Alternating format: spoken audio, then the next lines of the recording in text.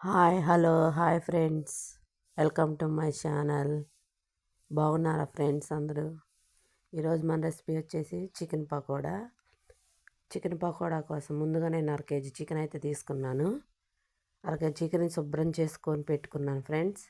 శుభ్రం చేసుకున్న దాంట్లోకి ముందుగా కారం వేసుకున్నాను సరిపోయినంత, కొంచెం పసుపు, ముక్కలకు సరిపోయినంత, కొంచెం అల్లం వెల్లుల్లి పేస్ట్ ఫ్రెష్గా నూరుకున్నది వేసుకున్నాను ఫ్రెండ్స్. నేను ఇప్పుడైతే కొంచెం టేస్ట్కి సరిపడినంత సాల్ట్ సరిపోయినంత వేసుకోండి ఫ్రెండ్స్, బాగుంటుంది. సరిపోయినంత వేసుకున్న తర్వాత ఇప్పుడైతే ఒక నిమ్మకాయ తీసుకొని నిమ్మకాయలో సగం నిమ్మరసాన్ని పిండుకుందాము పులుపునెస్ కోసం. నిమ్మకాయ విత్తనాలు తీసేసి కొంచెం జ్యూస్ని దాంట్లో పిండుకొని ఇప్పుడైతే నేను కొంచెం చికెన్ మసాలా వేసుకుంటున్నాను. చికెన్ మసాలా కొంచెం, ధనియాల పౌడర్ కొంచెం,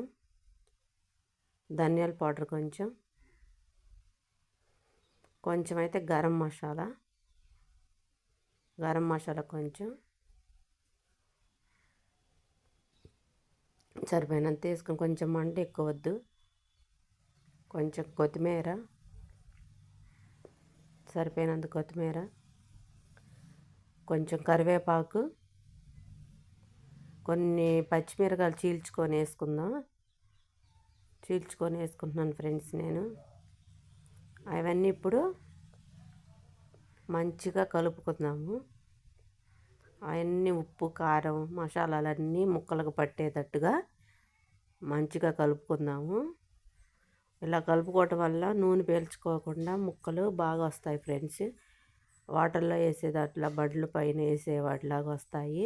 మంచిగా కలిపి పెట్టుకోవాలి. చూడండి ఫ్రెండ్స్, నేను కలిపే విధంగా కలుపుకోండి. ముందలుగానే కలిపి పెట్టుకున్న దాంట్లోకి కొంచెం ఇప్పుడు కార్న్ఫ్లవర్ 2 స్పూన్లు నేను కార్న్ఫ్లవర్ వేసుకున్నాను. కొంచెం 2 స్పూన్ల బియ్య పిండి వేసుకున్నాను ఫ్రెండ్స్ నేను. మీ దగ్గర బియ్య పిండి లేకపోయినా శనగపిండి అయినా వేసుకోవచ్చు, క్రిస్పీనెస్గా వస్తాయి. నా దగ్గర అవైలబుల్ ఏది ఉంటే అది వేసుకోవచ్చు. నేను కార్న్ఫ్లవర్ బియ్య పిండి వేసుకున్నాను, ఇంట్లో తయారు చేసిందే నేను వేసాను. కొంచెం మెంతాకు వేసుకున్నా ఫ్రెండ్స్ వాసన కోసం. ఇవన్నీ ఇప్పుడు బాగా కలుపుకొని పెట్టుకోవాలి. బాగా పిండి కొంచెం మీకు సరిపోయినట్టుకుంటే కొంచెం వేసుకొని, కొంచెం వాటర్ కూడా వేసుకొని కలుపుకోవచ్చు. బాగా కలుపుకోవాలి. ముక్కలకి మసాలాలన్నీ పట్టేటట్టుగా కలుపుకోవాలి. ఎంతో బాగా వస్తాయి ఫ్రెండ్. ఆయిల్ పీల్చుకోకుండా వస్తాయి, ఎంతో టేస్టీగా ఉంటాయి. ఒక్క ముక్క కూడా మిగల్చకుండా మనమే తినేయచ్చు, ఎవరికి పెట్టుకోకుండా.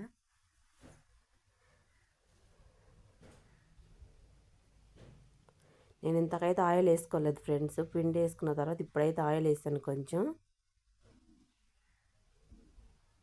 ఆయిల్ కొంచెం వేసుకుంటే సరిపోయిద్ది. కలర్ చూడండి ఫ్రెండ్స్ ఎంత బాగా వస్తుందో కలర్ఫుల్గా.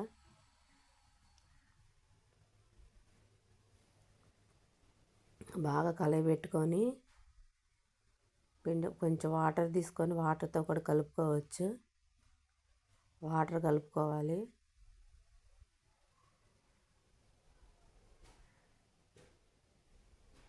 కొంచెం కలర్నెస్ కోసం ఫుడ్ కలర్ యాడ్ చేశాను నేను, కలర్గా బాగుంటాయి కాబట్టి. కొంచెం రంగు కోసం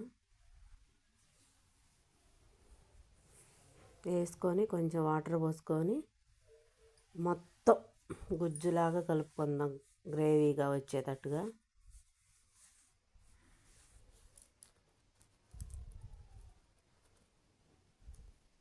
ముక్కలకు మంచి మసాలాలు పట్టాలని చాలాసేపు అరగంట సేపు నానబెట్టుకోవాలి ఫ్రెండ్స్. ఇది మనం ఇప్పుడు వాటర్ సరిపోతే మళ్ళీ కొంచెం యాడ్ చేసుకోవచ్చు. సరిపోయినంతగా గ్రేవీగా వచ్చేలాగా కలుపుకుంటే బాగుంటాయి.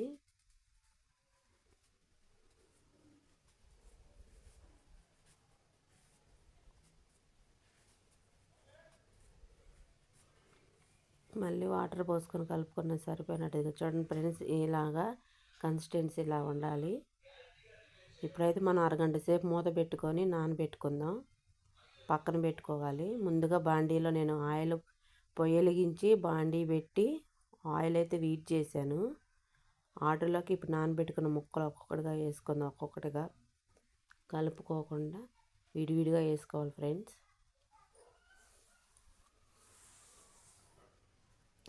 చూడండి, మీకు సన్నగా కావాలంటే సన్న ముక్కలుగా చేసుకోవచ్చు. నేనైతే కొంచెం పెద్ద ముక్కలకే చేశాను ఫ్రెండ్స్. మా అమ్మాయికి ఎంతో ఇష్టం ఇవి, తనే తినేస్తుంది ఫ్రెండ్స్. మీ అమ్మాయిలకు కూడా ఇష్టంగా ఉండాలంటే ఇవి చేసి పెట్టండి ఫ్రెండ్స్.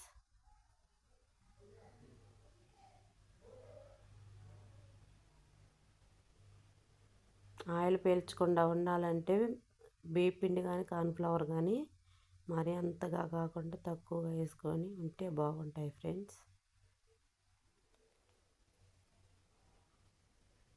చూడండి ఫ్రెండ్స్, ఎంత కలర్ఫుల్గా వచ్చాయి.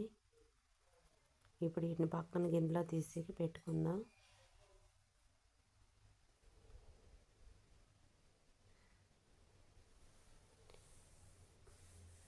ఇంకా మిగిలినవి కూడా అలాగే ముక్కలు ముక్కలుగా విడివిడిగా వేసుకుందాం ఫ్రెండ్స్. మీకు ఉన్నాయి కూడా వేసేసాను ఫ్రెండ్స్ నేను. ఇప్పుడైతే గార్నిష్కి ప్లేట్లో పెట్టుకొని ఉల్లిపాయ ముక్కలతో నిమ్మకాయ బద్దతో సర్వ్ చేసుకుంటే ఎంతో టేస్టీగా ఉండే చికెన్ పకోడీ రెడీ అయిపోయిద్దండి. మీకు మా ఛానల్ నచ్చితే నన్ను సపోర్ట్ చేయండి friends. Thank you for watching.